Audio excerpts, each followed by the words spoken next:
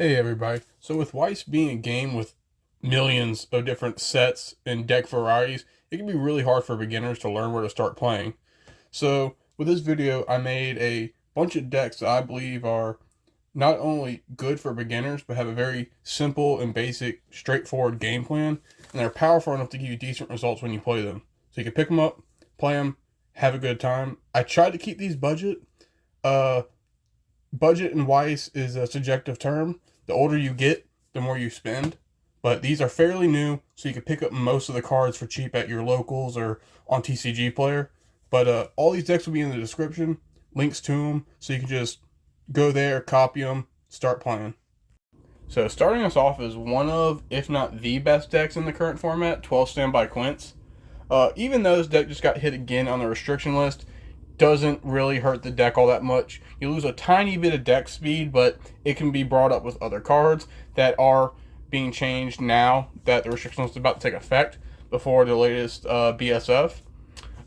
With Standby being one of the best triggers in the game, this deck is able to take advantage of it with its level 3 combo, also being able to be played as a standby when you play her Climax. So, to get into this list, we play 17 zeros, 8 level 1s, 6 level 2s, and 11 level 3s. The first card we're going to look at is Daily Routine Nino Nakano, also known as Ironwood Nino. This card is the cornerstone of this deck. It lets you filter out cards from your hand on your first turn and be able to check top trigger in case it's a standby so you don't waste one, and always be able to hit whatever you need. This card letting you pitch zeros, grab them back just to check top trigger, and if it's a standby, of course you're going to hit it, summon out your level 1 that you just pitched off for another effect to draw, and keep moving through your deck and be able to set up board really early. This deck is really good at that. You have a ton of ways just to get through your deck, get rid of your hand to replace it with new stuff. This card is the main card that enables you to do that, and it's just really, really good. Next card we're looking at is Why So Guarded, Nino Nakano. It's probably one of the most hated cards in Weiss, being a 1-1 with the effect that it cannot be reversed by cost zeros, which means against most decks, 1k1 decks, they're not killing this until level 2, but a lot of people are teching in 1-1s or level 1 bombs that do not send to waiting room that are able to get around this card. But locking out your opponent of killing you for usually the entire level 1 phase, because some sets do not have the ability to do this, or if they do, it hurts them in the process. It lets you plus a ridiculous number of times. It just sits on your board, they don't deal with it until they get to level 2, and you just rack up all the stuff you need in your hand to be able, as soon as you get to level 2, start going off and do whatever you need to do. The last card we're going to look at is the one I was talking about at first. Love Taking Off and Nino Nakano. This is your level 3 combo. So, this card is nuts. It heals on play. It gets big on attack, and it can deal a ton of damage. But it also gets the standby trigger when you play her Climax. So, there's another Nino in this set. It's a level 0. On play, you can shuffle back 2. So what that means is, when you get to a really, really low deck and you want to start hitting climaxes before you refresh to get out some of your big bodies at, like, say 2 or level 1 to get your level 2s, you can just play that down, shuffle back 2 to level 3s, play the climax, and potentially get 3 standbys on a single turn. Super fucking nutty. So the final one we're going to look at is not really a deck, but the entire set, which is Hololive Productions. So the set's extremely cheap. There's only one expensive card, Marine. It's $25 a piece. Getting us up to $100. I know that's, a lot of money to spend on 4 cards, but luckily, if you don't want to spend that much, Hololive has like a million other cards you could play that are decent finishers. There's people constantly playing other Hololive decks that are not just X-Marine or Kanata Marine, which are 2 of the best decks in the game. Depending on who you ask, Kanata Marine being up there, constantly topping. But you have 8 standby, you have standby bar, you have the 8 bar deck, you have pants, choice, you have all these other options that even though you don't want to shell out for Marine or don't want to yet, you can just go buy the cheap stuff and play your favorite girl, or just play a less good deck and still do incredible, because Hololive is one of the most broken sets they've ever printed. And then with Hololive 2 coming out, which makes it even better, because Bushiroad Simps for Hololive, you just have so much variety. Then we had the premium set that came out, giving you a bunch of other really good cards, namely Laplace, which is just a blue aqua, which is, instead of the blue aqua, you have a yellow one now, which helps your colors. But overall, deck's nutty, set's nutty. Any deck you build is going to be decent. If not like outright good, it will at least be decent enough that if you're playing it, you do have a good chance to win. It's not just like, oh, not play Marine, can't win. You could just still do really, really fine. Looking at the list, we play 19 zeros, 9 level 1s, 3 level 2s, and 11 level 3s. Our first card is a card this set really did need. It is Levi Merciless Assault. It's a pay 1 clock top Rookie. Search your deck for level 1 or lower. Average Rookie profile, but when your other characters attack, he gains 1k. So not only is he a Rookie, but if you swing over with your other characters and you need to kill a lane, you can kill a lane with this because you've pumped them from the other attacks. Really good card. Obviously, Rickies are standard. If you have them in your set, they're played at 3 to 4 copies. Same as this. The 1k pump is nice. Not needed to play the card. They could release it without it. You'd still play it. But it's just a really nice to include. So the next card we're going to be looking at is the level 1 Climax combo. Reiner, Haunted by His Own Advance. So when you have the Climax in play in a full board, on attack, it's double cigarettes. So you discard a card, mill 2, salvage 2 level X or lower characters. X, of course, being the total level the cards put into the waiting room. Double cigarettes is really good. And it's saying discard a card makes it so if you trigger pants, because you will, you can discard those too to grab more cards. So instead of a Climax being useless in your hand, this is an incredible discard outlet that lets you do whatever you want and not get rid of important cards just to do Climax combo. So the final card we're going to go with is Armored Titan Show Resistance. This is the deck's finisher. It has the effect of pay 2, pitch 1. When this card would attack, if facing off is in your Climax area and you have full board, you may pay the cost. If you do, reveal top 9, shuffle your deck, and deal X to your opponent 2 times. X being the total number equal to the trigger icons of those cards. This card can push a ridiculous number.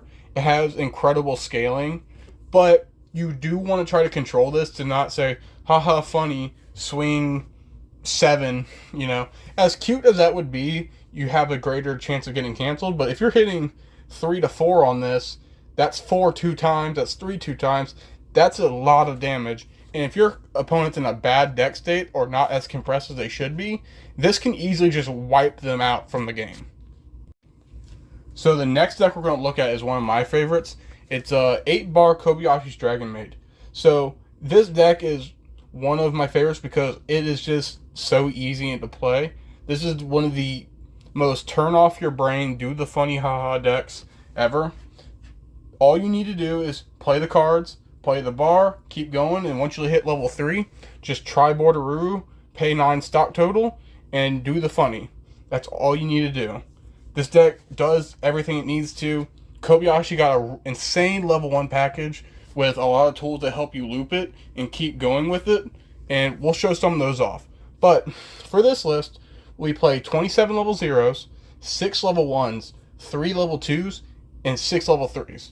So this is to up the consistency, mainly, of the Lakota level 0, because it hits level 1 or lowers, and you do not want to whiff it because you do have to damage yourself.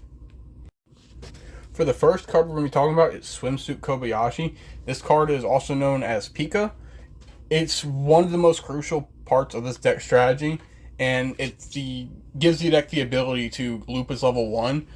You pretty much play this in every single Dragon Maid deck you would play, whether it's 8-bar, 8 choice, whatever weird build you could make up. Simple effects. tap itself, give a character plus 1500. Or whenever a character is sent to the waiting room, you can send this one to the waiting room and play it back as rested. So it's a sack. So it sacks itself, saves one of your characters, and is able to pump. Two really good effects, especially with this deck where your level ones are kind of low, so you will sometimes need to pump your level 1 to get over stuff, but letting you play all of your level 1s at least another time gives this card so much efficiency with this deck, especially with some of the other lacking zeros that don't really do much for you. This one letting you replay your level 1s over and over again just make it so incredible to run. The next card we have is the level 1 combo, Swimsuit Toru. Yeah, it matches the 0 because they knew these cards were going to go together. But it's on attack and it's on the bar combo, so you're going to be able to loop this even harder because it's also on bar. Look at the top 3 cards and grab any card. Any card. Event, character, climax, does not matter. Just grab a card. But not only that, you don't got to swing over. You could side, does not matter. With that Kobayashi Pika, it makes this card so good. So it gives you a ton of deck speed because you could triple this one turn, play 2 Kobayashis in the back row, and then play 2 more again because you're probably going to get into a bar, at least one, and it just lets you go through your deck, grab whatever card you need to keep playing, set up your hand, and just, it's so nice to play. For the final card, we have the finisher of the deck, Chorogon Breath Aruru. Now, this card is one of the funniest cards in the deck. So, it has the ability of on-attack reveal. If it's a character, burn 1, which is already good. But its climax is, when the climax is played, pay 1, it gets the effect. When damage is canceled, you deal them based on your soul. So, on climax, these are always at 4 soul. Unless you side, it will not go down. But, being able to say, okay, take 1, and if they cancel, hit them for 4, and then swing 4 again, potentially 5, which is less likely because you want to keep your ranges a lot lower, so your sides are a lot more accurate and your swings are a lot more accurate. But having the potential of swing 4 and 5 2 times in every lane on top of burn 1s is a really good amount of damage. Usually, if 2 attacks stick, you win the game, but you can't really survive if they do not die. The card does not heal, but I think that's a fair trade-off for how much damage this card can do, that it doesn't need to survive another turn, because you should be killing your opponent because you're dealing a ton of damage. So the next deck we're going to look at is another Kobayashi's Dragon Maid deck. If you couldn't tell, I'm a really big fan of the series, but I do think they have really beginner-friendly decks, and especially this one because the level 1 combo is a trial deck combo. But it's the same trial deck combo as Ruby. The level 1 on reverse, top 4, pump 2k in another lane.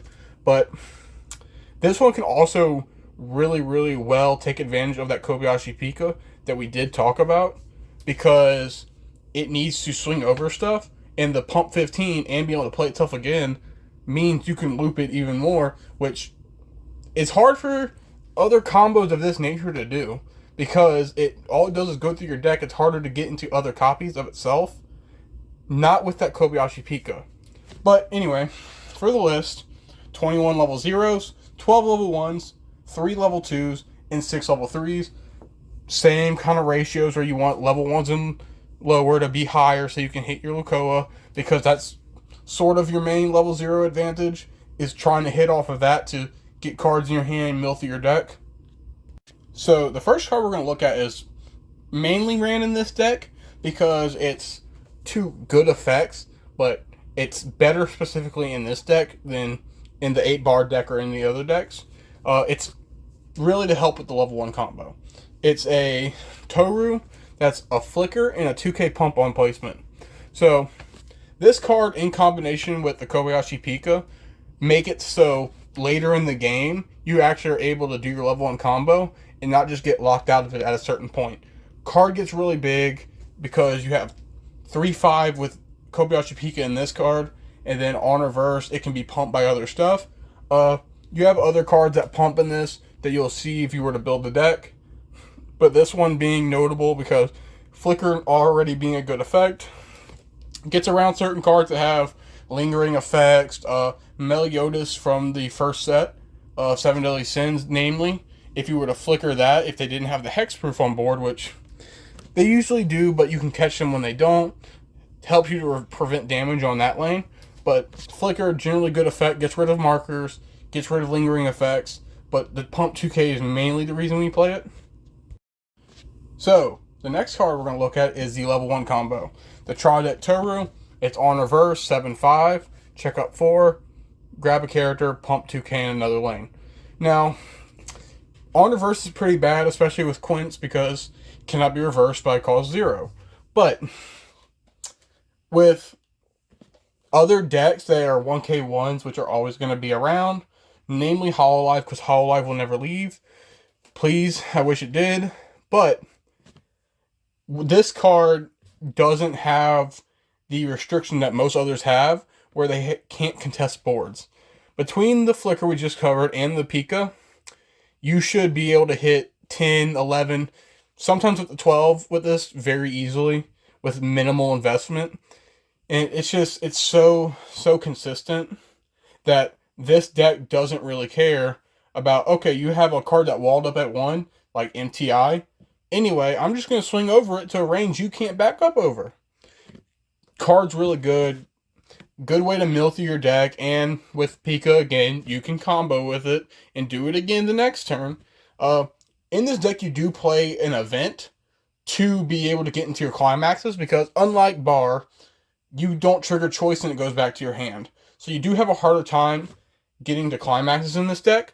So that card is really just to help you be able to combo again if somehow you didn't draw it or didn't draw your climax swapper and you just get locked out of a turn. So the final card for this deck is the Toru level 3 choice combo. This is one of my favorite cards. It has technically infinite reach. So it has 2 effects. It's either on attack, burn 1, or you could pay 2, pitch a card, and then burn for a number of your choice.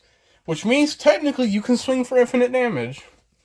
But you don't want to do that. You probably want to swing 3 to 4, depending on your opponent's deck state. But a card that helps this one out is another card. It's the Toru Green Icy Tail. So you'd mill their bottom 4, and all that would really tell you is if they had climax on the bottom, okay, I can increase my range because they have less climaxes in their deck, so you have a higher chance of landing that bigger number of damage. Can let you close out games, really. Swinging hard with this, like if you have to come from behind, you just kind of have to take it and run with it.